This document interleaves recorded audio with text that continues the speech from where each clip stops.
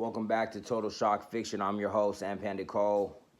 This is Magazine Dreams Decoded.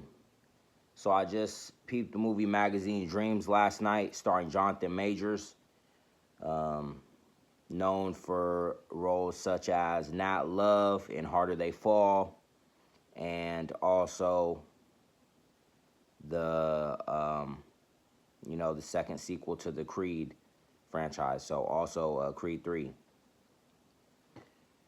Got to decode the movie to reverse the psyop that they implanted in the film, being that I watched it. Now I got to decode it. Feel free to, heed the wisdom if y'all want to. I'll clean my motherfucking glasses off. Fuck y'all, nigga. Morpheus, bitch.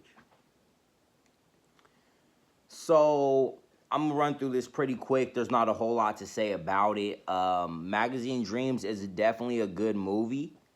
Very, compelling watch. Very captivating. It's the only movie I've seen in damn near a fucking year that was even worth watching at all. But it is a psyop. It's definitely a psychological operation. They put a lot of psyops in movies to program how motherfuckers think, to get into the deep mind structure and put different ideologies in your head and shit like that. And that is something that happens, you might be like, oh, this motherfucker's crazy. What's he talking about? Like, bro, everything is socially engineered through media, through communications media and TV, film, animation back in the days, radio, through communications media. Everything is socially engineered, all popular culture, ideologies, beliefs, opinions, political rhetorics. It's all put into the movies and shit. So it's definitely a psyop movie. The primary psyop is that they're demonizing black masculinity as psychopathic aggression. So that's number one. They're demonizing being in a state of black masculinity as being psychotic or being overtly aggressive or overly aggressive or inappropriately aggressive.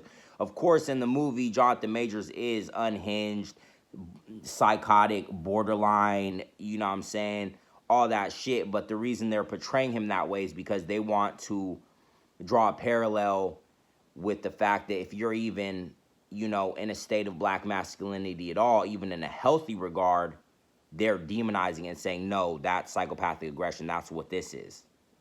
You're this. So, that's obviously not true. It also is in alignment with the demonization of masculinity in the modern era. Masculinity is not toxic inherently by nature. When they say toxic masculinity, what they're saying is masculinity is toxic. What they're saying is we should all be castrated. What they're saying is they should just cut all of our balls off. And a lot of motherfuckers is castrating themselves, looking at that phone in the dark.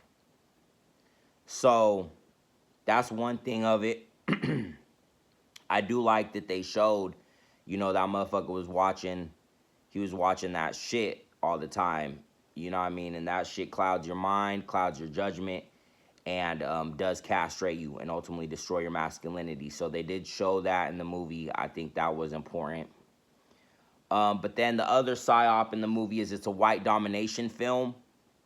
It's similar to the ritual they did with Ving Rhames in Pulp Fiction, where he was getting raped under the pawn shop. Very similar.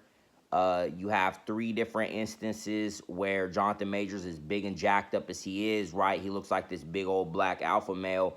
He's actually being dominated by white oppressors multiple times throughout the film.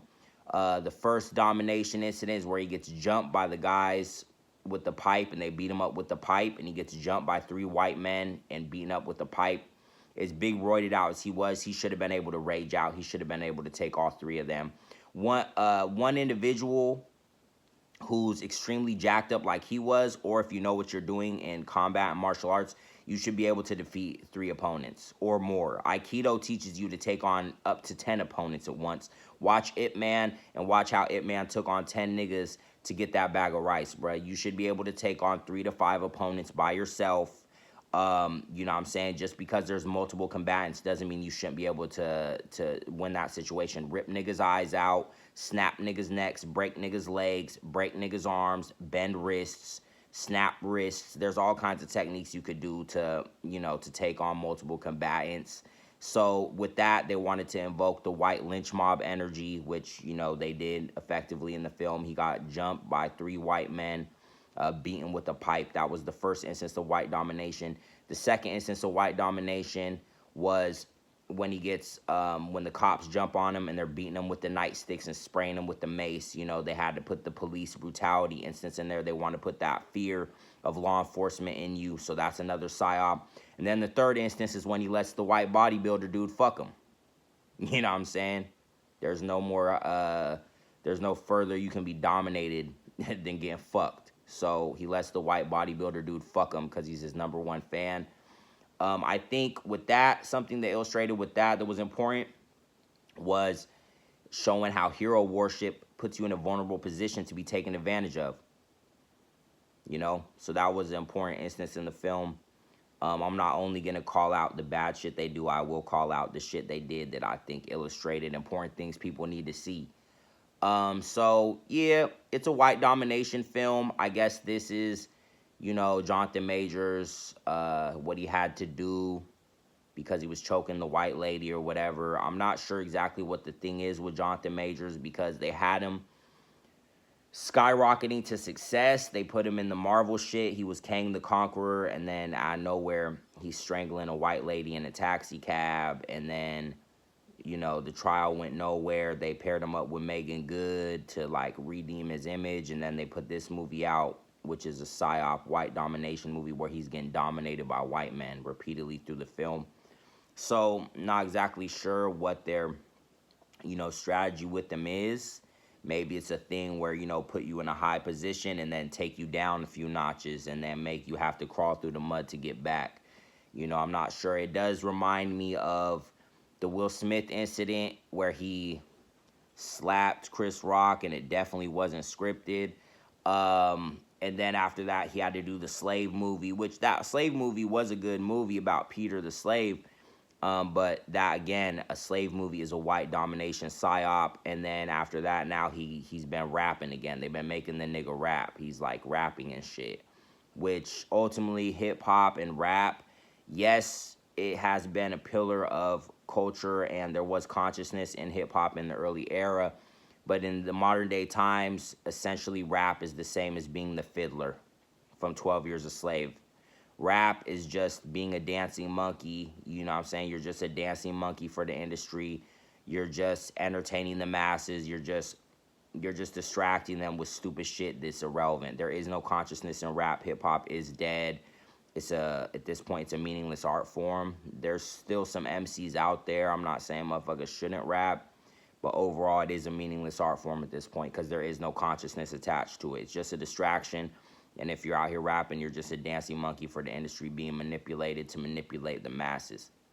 So that's Magazine Dreams Decoded. Oh, and the other, I almost forgot the most important aspect of the white domination psyop within the film is that in spite of these instances where he is being victimized repeatedly, he gets all the guns and shit. You think he's going to start popping motherfuckers? But no. He chooses nonviolence in every instance. He does make the judge that told him he had the small deltoids, he makes that dude strip, and he makes him do the little fucking poses that they make him do with the bodybuilder shows, but he didn't kill nobody, he didn't shoot nobody, and I don't advocate gun violence, I don't advocate killing anyone or shooting anyone, but philosophically, in the film, the number of instances where he's being victimized and dominated, you would, expect him to pop off and just snap and go postal, but in the end, he chooses nonviolence.